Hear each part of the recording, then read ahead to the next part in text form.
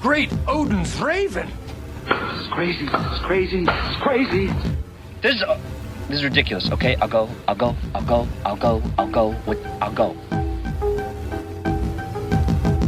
Hello and welcome to the FilmPulse.net podcast, episode number 44. My name is Adam. Today I'm joined, as always, by Kevin. How are you, Kevin? Doing all right.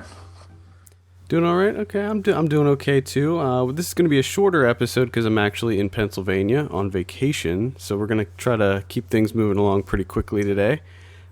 This week we're going to be talking about the Independent Spirit Awards and kind of our predictions and maybe who we're voting for, because this year Kevin and I get to vote for the Independent Spirit Awards. Indeed. We'll be going over our weekly movie predictions, and finally we'll be going over this week's DVD and Blu Ray releases. First, let's kick things off, as always, with some of what we've been watching. Kevin, we'll start with you this week. What have you been watching? Oh, I watched The Panic in Needle Park. It's a movie from 71. It takes place in New York City at Needle Park, which is essentially just a square where junkies hang out. Ooh. This is an extremely early Pacino role. Pacino plays a hustler / drug dealer / junkie, and it's him and Kitty Wynn, who plays like his girlfriend, and it's sort of their life. And this, you know how depressing Requiem for a Dream is? Yes. This is more depressing. Ugh. Because it's so realistic. It's just, it was crushing at points. Just made me feel terrible. But it was a really good movie. Again, 70s films, American 70s films, they're so damn good. And I definitely got to check out more of this director, Jerry Schatzberg, because this was really good. And he did another movie I really want to see, which is called Scarecrow, which is Pacino and Gene Hackman. Like road trip movie. So I'm trying to find that. But yeah, this is extremely realistic drug addiction movie. And it's rough. But two amazing performances, Pacino, as always, and Kitty Wynn. Just unbelievable. So I definitely recommend that. Unless you can't stomach that kind of stuff, then steer well clear of it. I think I can handle it. I think you'll thoroughly enjoy it. Because it's 70s America. New York City. Kidding me? Pacino? Hey, Taxi Driver is one of my all-time favorites, so... Yeah, there's just an amazing time in cinema for America. Killing it in the 70s. And then I followed it up with the ridiculously insane, but at the same time unbelievably awesome, The Imposter. Now, I've seen this too, and I absolutely love this. Probably going to be one of my top 10 of the year. Yeah, so I'm curious to see what you think. Easily. I give it a 10 out of 10. Yeah. This is just amazing. It's so well made, too. I just loved everything that they did. That was the thing that I really liked, is that, I mean, this is documentary filmmaking. I mean, it's so close to perfect. I mean, there is not a flaw in this movie. No, and the guy that's the imposter is just one of the most intriguing people I've seen. That guy was just, oh my goodness. I would love to take him to dinner. You have to see this to believe it. This guy is just insane. And it goes a lot of places that I did not expect. I mean, they don't shy away from telling you what this movie's about. I mean, even the title kind of tells you what this movie's about. But at the same time, by the end, or near the end, in like the final act, it kind of takes a little bit of a turn, and you're just like, whoa. Like, I didn't think that they were going to go there with that. Yeah, it just... It blows my mind that, number one, like as soon as you see the guy, you're like, why the hell would you think that's your son? Yeah. What the hell is wrong with you?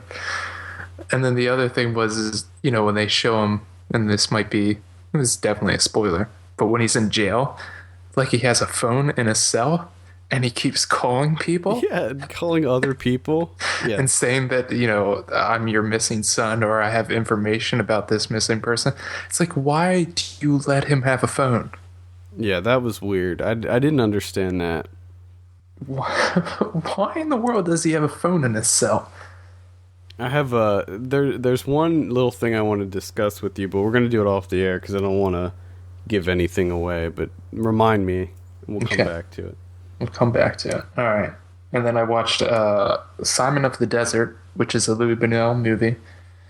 Very short movie. It's only 45 minutes long. It's essentially incomplete because they ran out of money and couldn't film a lot of the other scenes. But it's a very surrealist. It's a movie about Simon, who's extremely religious, and he's out in the desert, and he's on a column. He stands on top of a column to be closer to God. And then a rich guy comes, and they give him a taller column. So he gets down, and he goes over to the taller one, and he keeps being tempted by the devil. But it's like a comedy, because Louis Buñuel is a very, you may or may not know this, he's a big-time extreme atheist. He's actually famous for on his deathbed saying, "Thank God I'm an atheist." So it's a little bit of, jabs here and there at religion and stuff. It's a decent movie. It wasn't amazing or anything, but it was pretty good. I'd give it like a 6 maybe. Not one of his best, but it was enjoyable enough of a watch. And Amour.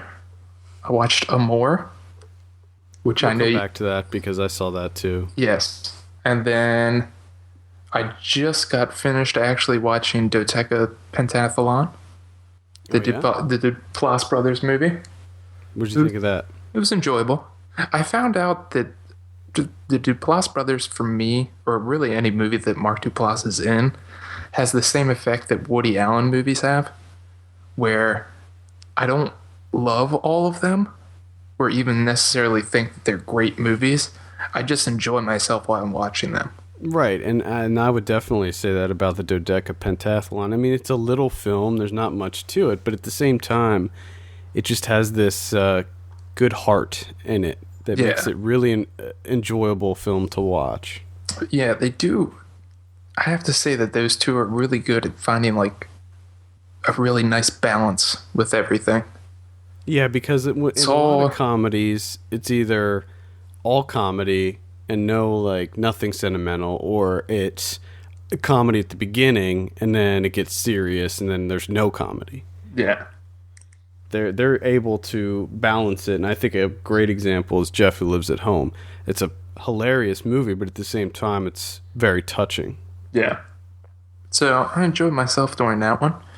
And I also watched a movie from the 40s called Carnival of Sinners.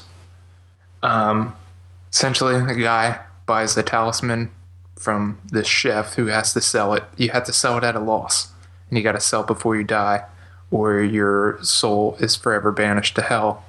So he sells it to a painter, and of course it gives him everything. Wealth, fame, wife, all this stuff. And he's got to try and essentially buy his soul back from the devil.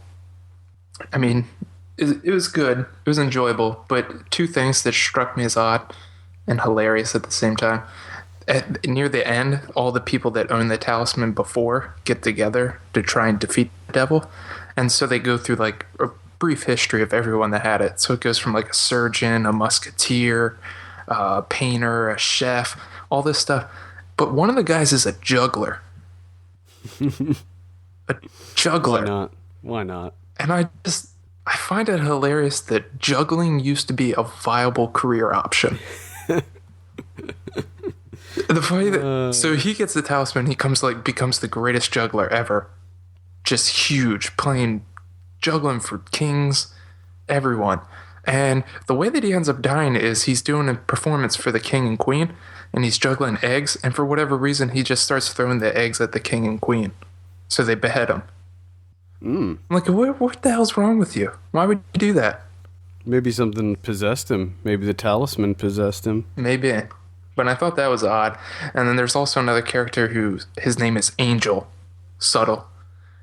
He looks out for the guy that bought the talisman, and he gives him an idea. He's like, okay, this is what you do. You go to this hotel and talk to this guy because he has a system on how to beat the roulette table, and you can win a shit ton of money, and you can buy back your soul. So that's the angel's plan. So the guy goes and does it. He's won a shit ton of money at the roulette table. The only thing that happens is the devil just walks in, and of course it all turns to bad luck, and he loses all of his money. It's like, really? Really, Angel? That was your plan? That's the only thing you could come up with? And the devil defeats him by just walking into the room? I might have to look this up. It's actually, you can watch it on Hulu. It's one of the Criterion movies. Okay. But it's called Le Main du Diable. Something like that. Okay. I'll have to check that out. It's the French title. It's pretty good. It was enjoyable, old black and white French movie. It's like a long form Twilight Zone type deal. I like that. I like the sound of that. All right, well, let's go ahead and talk about Amour. This is the new Michael Haneke film. We both got a chance to see this. Now, if you listen to any of our previous shows, we talked about Haneke a lot in the past. He's the director that did movies like The White Ribbon and Funny Games, and then the Funny Games remake. Those are probably his most known films. And we actually did a roundtable with our contributor Todd, where we kind of went over all of his movies and talked about things we liked, things we didn't like. He's a very interesting director, and I would say that his new movie, Amour, is the most accessible. I would say it's probably his most accessible film. Yeah. It's rated PG-13, which kind of tells you right there that it's not going to be as horribly graphic as most of his other films, and it definitely plays out pretty straightforward, whereas a lot of his other stuff is there's a lot of innuendo and things in his other films, whereas I feel like this one plays it pretty straight. Yeah. A little bit of symbolism, but yeah, but not a lot. It's not like confused. Yeah, it's not as ambiguous as yes a lot of his other films. Like you know what's going on in this movie, and it was a fantastic film. I mean, this is definitely one of the best movies of the year. I think that it's probably going to win a shitload of awards. Yeah, and I think it deserves it. Now, on a personal level, I found it to be way too depressing to put it on my personal top 10, because it's not a movie I could never watch this again. I just couldn't do it. But yeah, I probably wouldn't watch it again either. Mostly just because Haneke bores the shit out of me. You're right. It is in kind of typical Haneke fashion. It is extremely drawn out and boring. A great story, and two of easily the best performances of the year. The old couple. I mean, they deserve to win every award that's out there for this film and their performances. But Haneke, move your fucking camera. It's so funny that you mentioned that. Is when we were just a second ago, we were talking about it being boring. I was going to say it's probably due to the lack of camera movement. The story's great and everything, but there's he has, to me, it's like he has no creativity or no artistic touch. There's nothing. There's nothing going on artistically in the cinematography department. I mean, if you're going to keep a static camera, which I'm fine with, that's okay. But at least get creative with your framing. Well, yeah, see, that's the thing. If you see a movie like any of the kind of art house Greek films that are coming out, like Dogtooth, they do a lot of that too, where they just the camera is just a static camera shot. It's just sitting there. It's like a wide shot or whatever it is. It's just sitting there. But the way that they frame it makes it very visually pleasing so that I can actually sit there and watch an entire scene where there's no cuts and the camera doesn't move and it lasts like 5 or 10 minutes and I'm still interested. I'm still drawn in. Yeah. But with Haneke, especially in this movie and well, a lot of his other movies too, the lack of color and just how drab everything is, really, it makes you feel like you're just like, okay, let's go. Yeah. Let's move it along a little bit here. Yeah. Like I always say about Haneke, I get it. Yeah. Speed it up. But the other thing that I thought, even though, like I said, great story, but just a touch too predictable. Like I essentially, like as soon as the movie started, I knew what happened in the film. And I was just waiting for it to happen. I knew it was going to go one of two ways, and it went the way that I thought it was going to go. But, I mean, I don't know if it was necessarily supposed to be a big surprise or anything like that. Like, I don't know. I think it's more about the journey and, you know, how your body gives out on you and what happens, you know, during this process. But oh my God, was it depressing? Yeah, it was definitely depressing. It was just such a downer. But Todd reviewed it on the site, and he gave it a 10 out of 10, of course. Yeah, I wouldn't have done that. This is not a masterpiece. I think that it is. I think it is acting-wise, but that's it. I think that it's a pretty great film, and I think most people should try to see it. I mean, I would. I think I gave it a 9. I think it's missing a bit of something.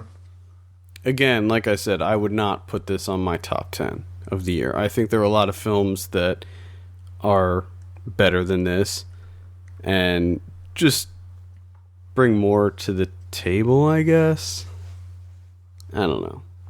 But I do have to say that one of the things that me and you both, one of the complaints that we had about Haneke is that his characters always, for the most part, act in an unrealistic way. Right, yeah, exactly. And this is the complete opposite. Right, that wasn't the case with this one. They were very much humanized, I guess. Yeah, everything was pretty much emotionally accurate. So, Amour, if you want to see a slow burn, extremely depressing film about love and being old, check it out. Just, I would suggest maybe doing something fun afterwards. Get a Studio Ghibli lined up for afterwards. Yeah. Just do or just have a framed picture of Totoro. Yeah, like on your nightstand that you can just look over. Just look at it. Yeah, just gaze into his eyes for a little bit. Yeah, just there you go. Divert your attention for like a minute or so. I think you'll be all right. Yeah. I saw another really depressing movie this week, and this is the only other movie I saw because I've been traveling. I've been in New York City for the last 5 days. But it's called Paradise Love, and this is a part of a trilogy of films by director Ulrich Seidel. Is that how you say it? Ulrich Seidel or Ulrich Seidel? This is a Austrian film about a 50-year-old woman who goes to Kenya in order to have sex with gentlemen in Kenya. And it kind of just explores this whole sex tourism, but it does it from a female perspective, which is interesting. And this is a really uncomfortable and awkward film to try to get through. I think in my Letterboxd review, I said it's almost on the level of Gummo as far as how uncomfortable you feel while watching it. There is humor in it. There is a lot of dramatic elements, but one of the interesting things about it is for a second, I completely forgot that I wasn't watching a documentary. Everything feels very, very real in this movie. Like, it doesn't seem like people are acting. And that's what it was that realism that really kind of pushed this over the edge as far as being shocked at what you're seeing. And it's not like really intense, but this is on John Waters' top 10 films of 2012, if that gives you an idea of what goes on in this film. I love the fact that you can just say that it's on John Waters' list, and that automatically comes with a sense of like understanding, like, oh, okay, so it's that kind of film. And I think it's number 3 on his list too. Yeah. So it's like number 3 or 4.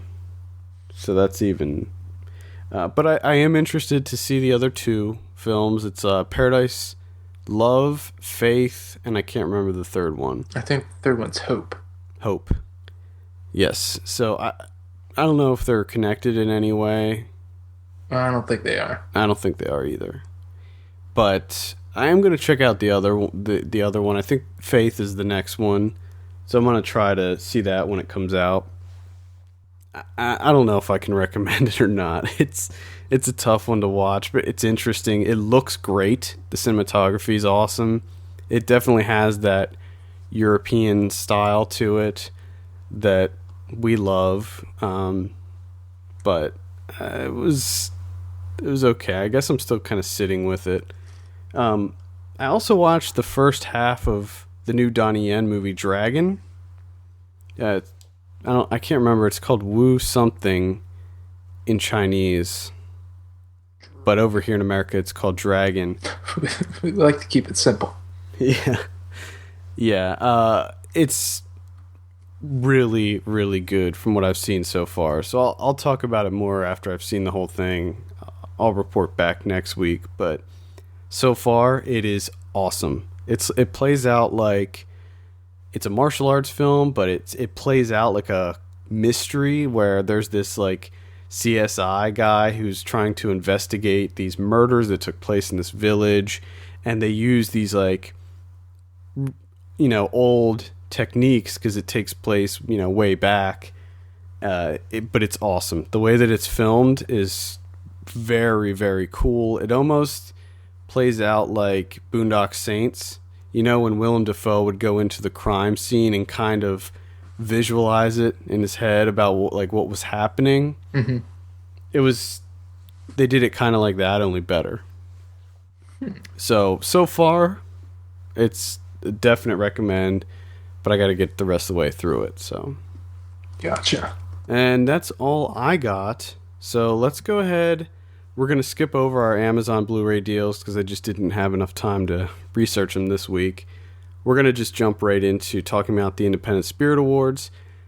This is one of the few award shows that I actually pay attention to and that I really enjoy. I don't really enjoy the Oscars other than I like to wager and predict them. Yeah, that's the only reason either of us are interested in the Oscars.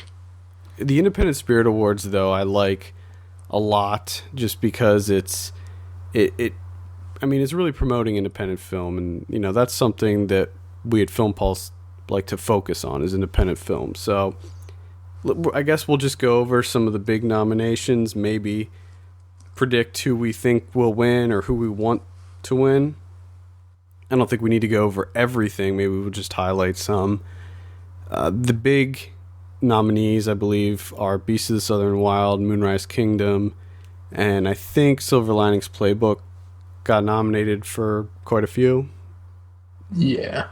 They got nominated for a lot too, because those are the big three.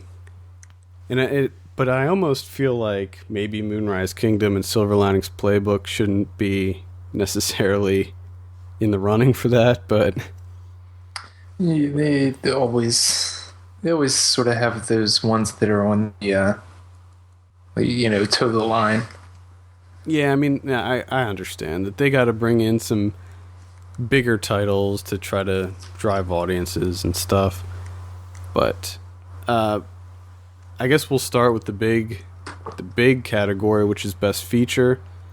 And we have Beasts of the Southern Wild, Bernie, Done. Keep the Lights On. Oh, we're gonna go. Okay. I was just saying it's done after Beasts of the Southern Wild. Like as soon as you say that, over.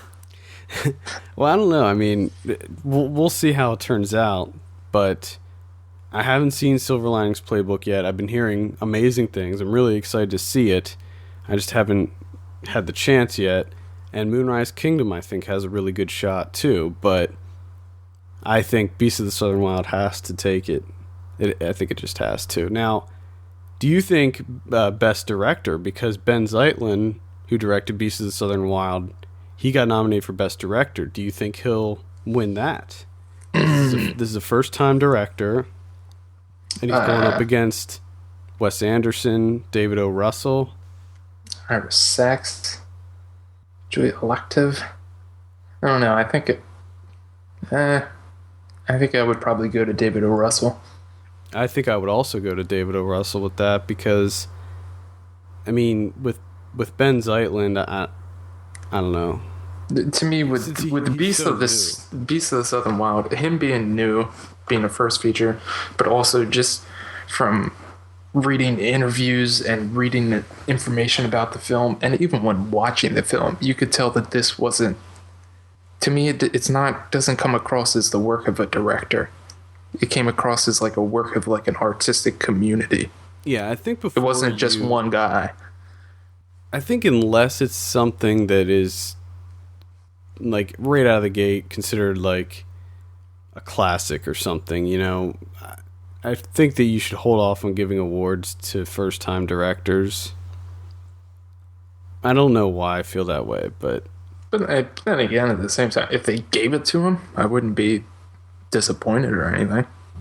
No, I wouldn't either. I think that whatever his next movie is, if it's just as good, or even almost just as good, then I'll be pushing for him to win one. Yeah. Then we have Best First Feature. These include movies. So let's go back to the Best Feature here. Or do you want to do that at the end? Let's go through the small ones and then we'll do the Best Feature at the end. Okay. Okay, so Best First Feature. Best First Feature, we have Fill the Void, Give Me the Loot, Safety Not Guaranteed, Sound of My Voice, Perks of Being a Wallflower. Now, I haven't seen Perks... in fact, I've only seen 2 of these. So, I saw Sound of My Voice and Safety Not Guaranteed. Hopefully, supposedly the screeners are going out soon for that, so hopefully we'll be able to see more of these that are nominated that we haven't had a chance to see. But as of now, I'm saying Safety Not Guaranteed. Oh. That's my prediction. Now, the one that I'm extremely interested in is Give Me the Loot. I've heard really good things, so I don't know. Because this did win the South by Southwest Grand Jury Best Narrative. It looks very promising. So, I'm not sure right now. I'll have to see it. To me, I definitely want to see this one. Because I have a feeling that could be it for me. That could be the pick. I mean, Fill the Void, I don't even... Because I'm not even going to talk about Perks of Being a Wallflower. That looks terrible. I don't know. I mean, it might be... It got a lot of good buzz. I think Todd saw it and liked it a whole lot, so... I don't know. For some reason, that movie bothers me because it's the same guy, you know, that does everything, and that bothers me when that... It's like this guy's milking this story for all it's worth. It's all he's got. Because, see, that book came out like 10 years ago. Yeah. And then he was like, no one's going to make it into a movie? Well, I guess I'll do it myself. Yeah. I don't know. We'll see how that goes. One of the more interesting categories is the John Cassavetes Award, and this is given to the best feature that is made for under $500,000. Yes, now, I love this. With these, I haven't seen any of these. I know. So, I'm very curious. I couldn't even give a prediction at this point, but I imagine we'll be coming back to the results when they come out. I know one that I've wanted to see for a while now is The Color Wheel. Yeah, I believe that that's either out on DVD now or it's coming out very soon. Better be. So I know that we'll probably be seeing that before voting, but I heard good things about Starlit as well. yeah, I heard. Did I hear? I don't even. Yeah, I think I remember what the cover of that looks like, but I don't remember reading anything. Do you want to talk about any actors? I'm not really. I mean, I guess the big one, Matthew McConaughey, he's nominated for Best Male Lead and Best Supporting Male. For Best Male Lead, it's for Killer Joe. Supporting Male, it's Magic Mike.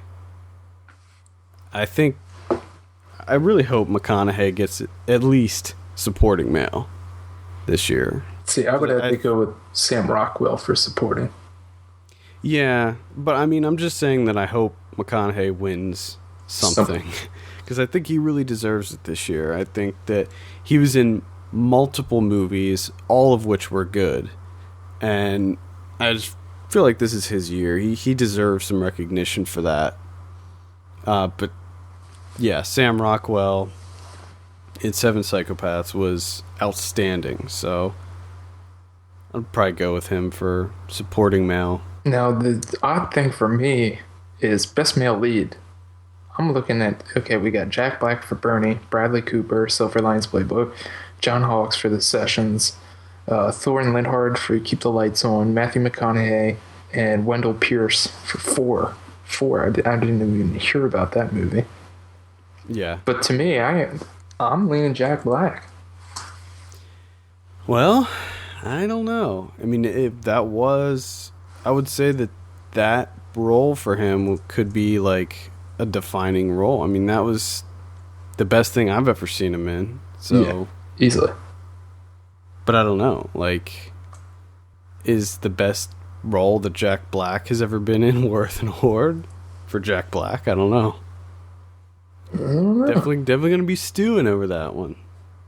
I don't know. What do you want to talk about next? Documentary? I gotta see more of these. I got some work to do. Yes, the documentaries. How to Survive a Plague. This is the one about the AIDS epidemic, if I'm correct. Yeah, because that's supposed to be really good. Yeah, I'm really interested in seeing that. The Artist is Present, which I did see, which is excellent. The Central Park 5, which I almost saw in New York this weekend, but I didn't get a chance to see that. That looks quite good. The Invisible War, which I did see, which is the Kirby Dick film about sexual abuse in the military. Very powerful film. And The Waiting Room, which I haven't seen this, but I know all about it. It's about they have a camera crew that just goes into an emergency room, waiting room, and interviews the people that are waiting to get seen in the ER. Yeah, they all sound amazing. Yes, they do. And the two that I've seen are amazing. I don't know, why is The Imposter not on there? I don't know. I mean, that's an independent film, I would say, right? Yeah, I'm sure they have their little bylaws. Have to play probably in Los Angeles and run for a number of something. Who knows? I don't know. I feel like The Imposter should be in there, but oh well. I mean, it's still a good list. A lot of great documentaries that came out this year. I'm thinking actually like of maybe having a separate top 10 list for documentaries or something like that.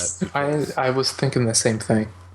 Because it's so hard. When I'm making my top 10 list, it's so rare that a documentary gets on the list.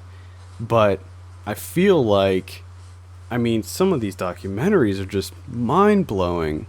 Yeah, documentaries are definitely a lot better than what they used to be. Oh yeah, I mean they're just amazing.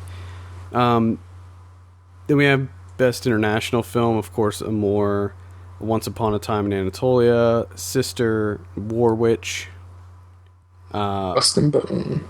Oh yeah, and Rust and Bone. Sorry. I've heard really good things about War Witch. That's something that I really want to see. Same here. Yeah, I really want to see that. I'd like to see all of these, actually. Yeah. Because Sister's supposed to be not too bad. I mean, it wasn't getting the buzzes the other four were getting. So I think that's the dark horse. I think that Amour's gonna win, but I would like to see Rust and Bone win, actually, just going off of the ones that I've seen. I would be happy with Rust and Bone or Once Upon a Time in Anatolia. Now, did you see Once Upon a Time in Anatolia? Yes. You see that, right? Yes. It was good. And Haneke, watch that movie, and maybe you can learn about cinematography. Oh, one other quick thing I wanted to go back to more. If you want to see something interesting, the Hollywood Reporter Roundtable series is out. They always put that out near awards season, and the writers section has Michael Haneke, Judd Apatow. Oh man, you can stop there. That sounds amazing. It's very odd. Let me just say, it's very odd.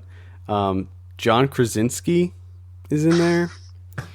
And the guy who wrote Zero Dark 30, and I believe the guy who wrote Life of Pi. Oh my goodness. That is an odd collection. It's an extremely odd collection, but the Haneke stuff is really weird because he basically berates Spielberg for making Schindler's List and saying that it's like completely inappropriate to make a film about that and all this stuff. And meanwhile, the reason that they got on it is because they were talking to the guy who wrote Zero Dark 30 about making a movie about Bin Laden and all this stuff. And it was just really weird, very uncomfortable. John Krasinski had no idea what was going on, I don't think. I have to watch this now. Now, Haneke normally doesn't speak English in any. No, he didn't do it. No, he didn't speak English. He had an interpreter there, which was made everything even more odd. That sounds like the greatest thing ever. Yeah, it's.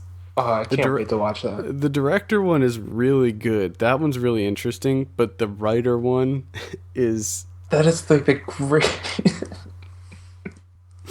Oh, God. And I wonder if Haneke knew who those people were. I don't know. He was sitting right across from Judd Apatow, which I thought was... I see. I think they did that on purpose. Like, if I was, someone that was organizing that, that's something I would do.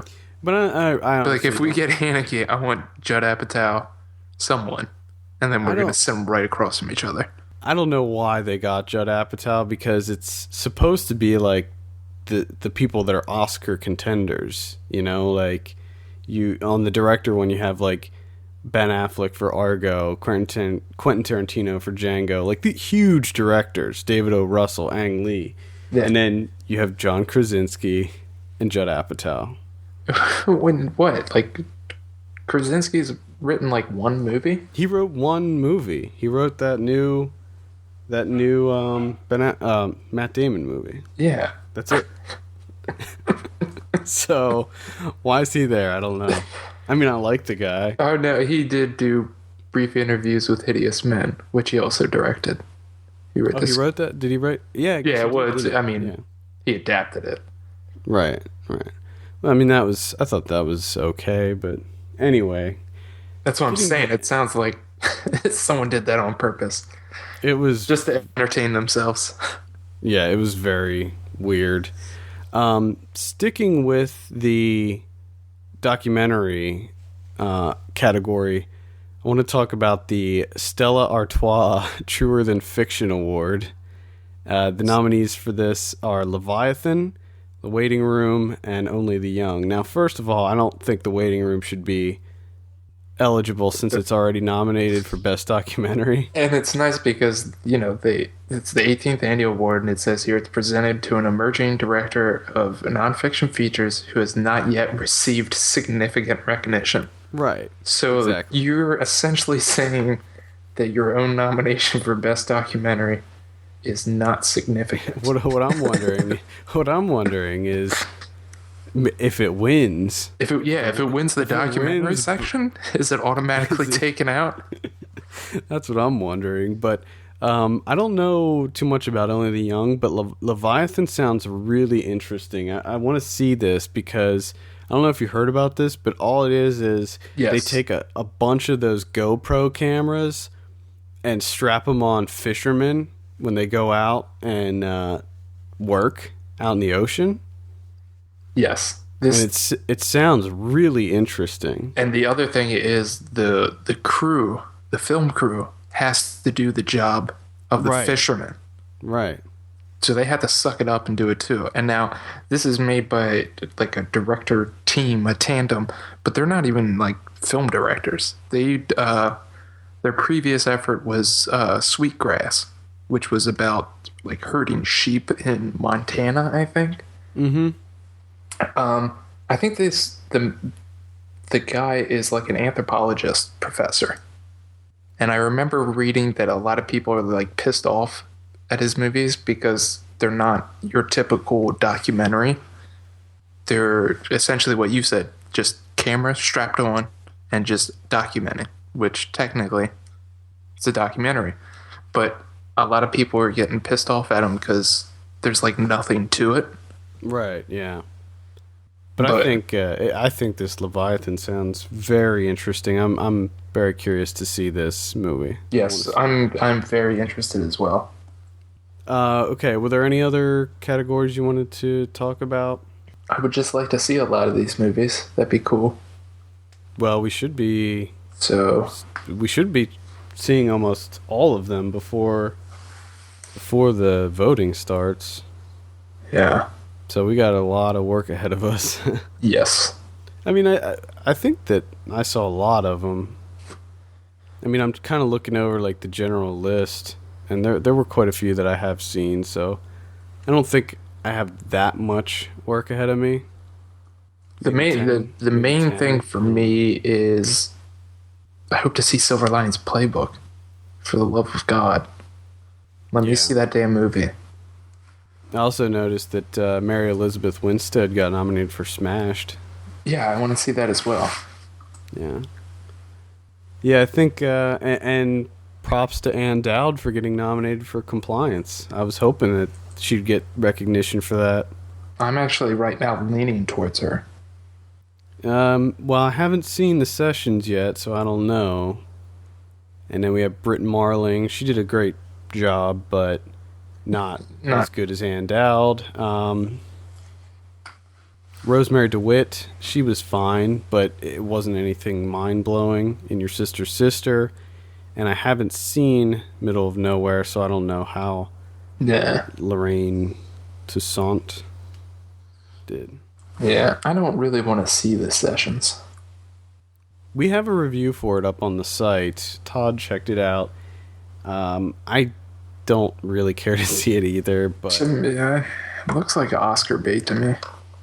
Oh yeah. I mean, I think it's an inevitability because not only is it nominated for awards for here, but also I would be very surprised if it didn't get nominated for some Oscars. So yeah, I will inevitably be seeing this movie. Yeah, but reluctantly.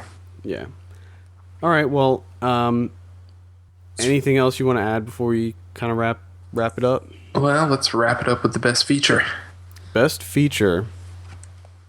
Best feature. I think we both know where we're both leaning here. Yeah. I think the only thing that we need to see is Silver Linings Playbook. Yeah. To know if that decision's going to change. So we have Beast of the Southern Wild, Bernie, Keep the Lights On, Moonrise Kingdom, and Silver Linings Playbook. I'm going Beast of the Southern Wild, of course, but I hear Silver Linings is great, but I just can't see it. I just can't see it being better than Beasts of the Southern Wild. Yeah. I mean, I do have to say I was surprised with Bernie. I thought Bernie was great. I loved it. I loved Bernie, and I loved Moonrise Kingdom, but Beasts of the Southern Wild just blew me away. I just loved it so much. Now I am interested in Keep the Lights On now by Ira Sachs. Yeah. I didn't really hear too much about this film. No, neither did I.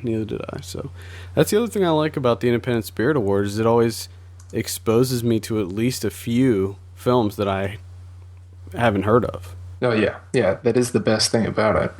Especially that Cassavetes Award. That's my favorite award that they have. It's like the main reason I love the Independent Spirit Awards.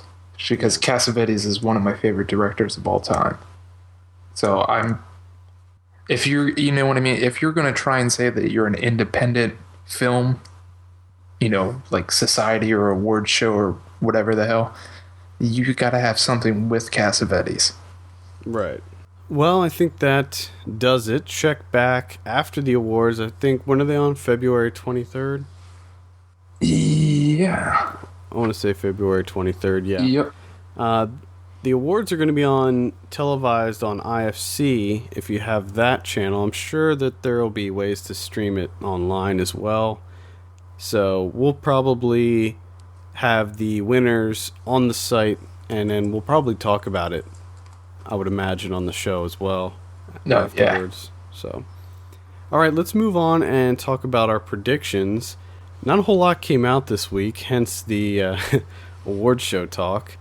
We have Hyde Park on Hudson. You gave that a 68. I said 62. Actual 40%. Yeah, I was thinking it was gonna be a lot lower than what we said. Yeah, I mean that's a shame, and I want to see more Bill Murray, and that just didn't appeal to me. No. And we have Playing for Keeps. This is the new rom-com. You said 30. I said 42. Actual 2. Makes me so happy. Yes, me too. And then we have The Fitzgerald Family Christmas. You said 58. I said 60. Actual 63 on The Fitzgerald Family Christmas.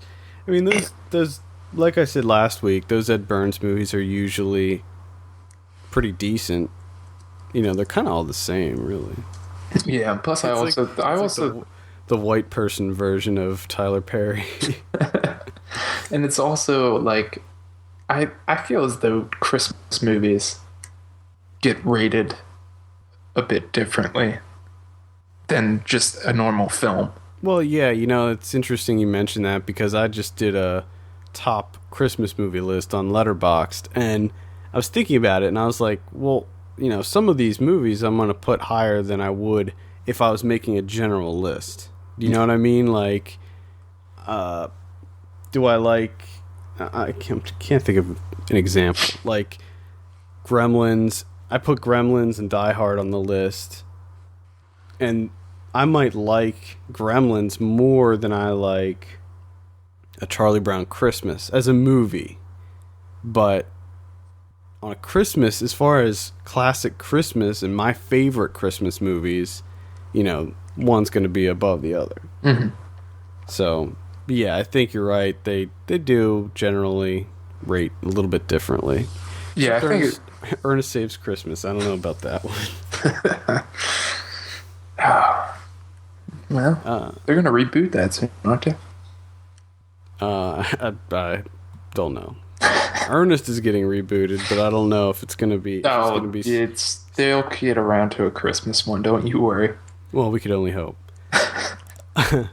Next week, I believe all we have is The Hobbit, right? That's the big one. Yeah, I think That's so. the big one on Friday. Now, I think... I mean, I don't really... Yay, I guess. Yeah, I mean, I don't really have an opinion on this, but I'm guessing it's going to be good, so I'm going to say, like, 86? I'm going to go 84. Yeah, I don't know. Have you decided if you're going to go see this yet? I don't know.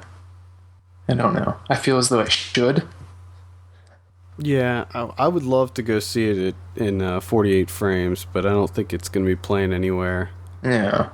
I mean, if I had the ability to do that, no question, I would go out and see it.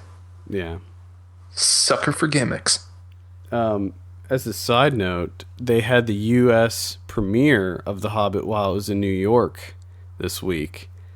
And I was like, I saw it listed and I was like, oh, that'd be awesome. I'm going to go. And I looked it up. Tickets were $500. It's like, nope. So why didn't you go? I don't understand. I know, it seems like a no-brainer, but man, I'm kicking myself now. Come on. What do you need $500 for?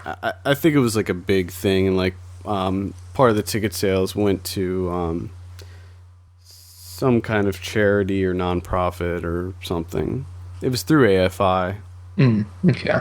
But anyway, that's the big one for next week.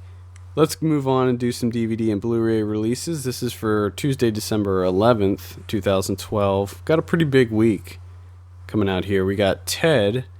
Now, this one I'm interested in because I think the unrated version has like a ton of stuff in it. So I'm interested in that. So it's probably like 40% more dick jokes? Maybe. I don't know. Probably.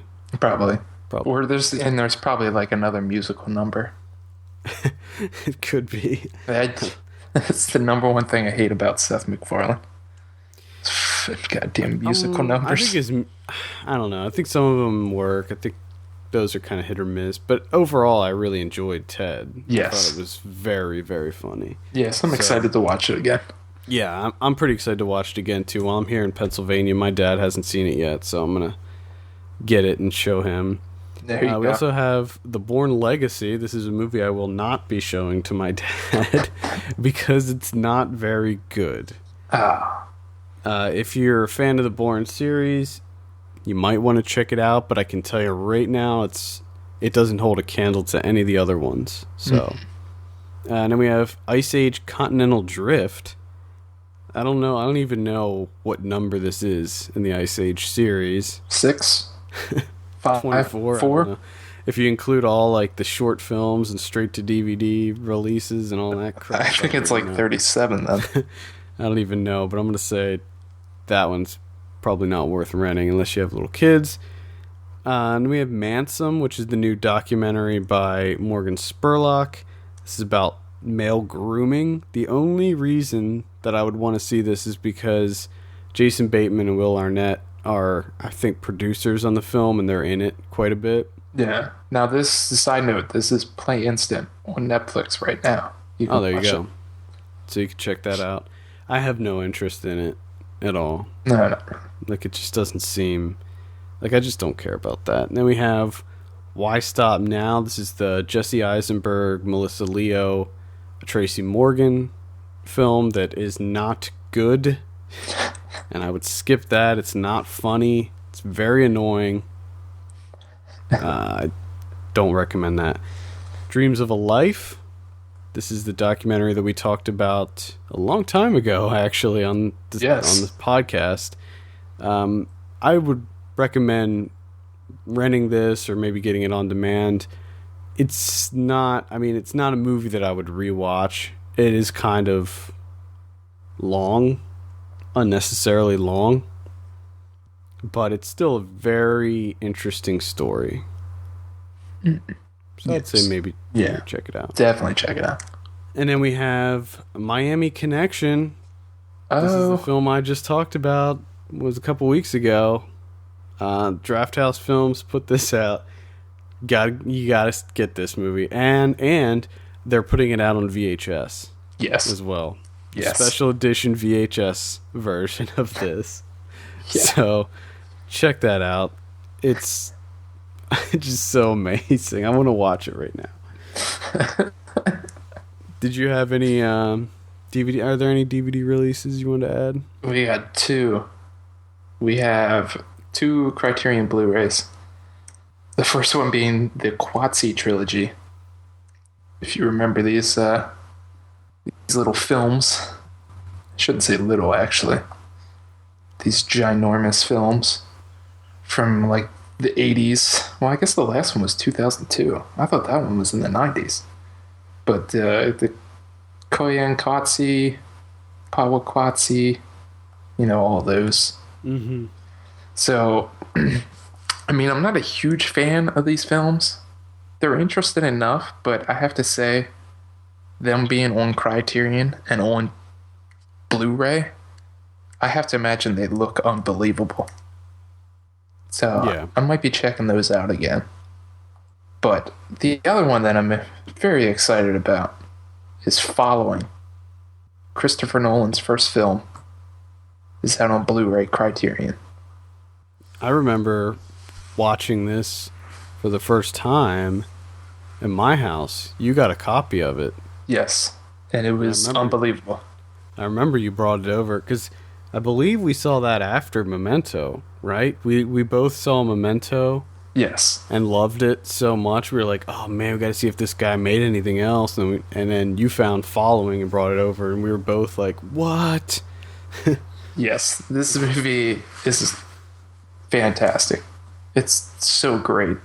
I think to me it's better than Insomnia. Or not Insomnia, I'm sorry. That was Memento. I almost like this film more. I don't know why. We did do Insomnia. Yeah. I didn't. I think it was better than Insomnia. Yeah, it was definitely better than Insomnia. Memento, I don't agree with you, but Insomnia, yeah. No.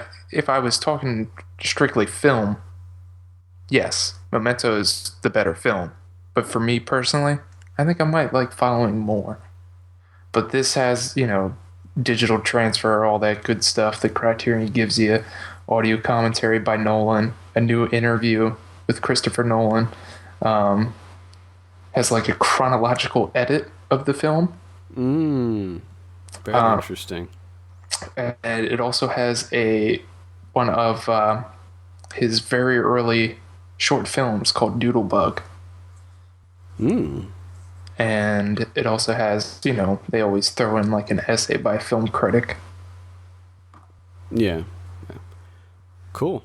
So definitely check that one out. Definitely check that out. If you haven't seen it, it's Christopher Nolan's debut feature, and it's pretty good. Damn good. Yeah. Well, I think that does it. For all latest film news and reviews, visit us at filmpulse.net, and we want to hear your feedback. Send us an email at feedback@filmpulse.net or call our voicemail line at 850-391-6071. Also, please take a minute to rate us on iTunes. We appreciate that very much. For filmpulse.net, my name is Adam. And I'm Kevin. And we will see you on Wednesday for Ryan Watches a Movie, when we have him watch The Hobbit.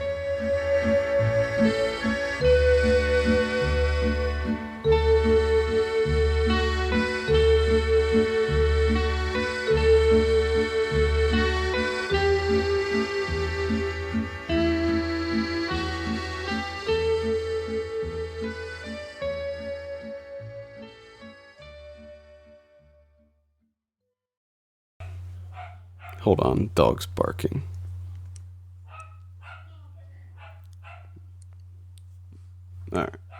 Alright, no. Can you hear the dog barking? I'm sure you can. Yeah, of course.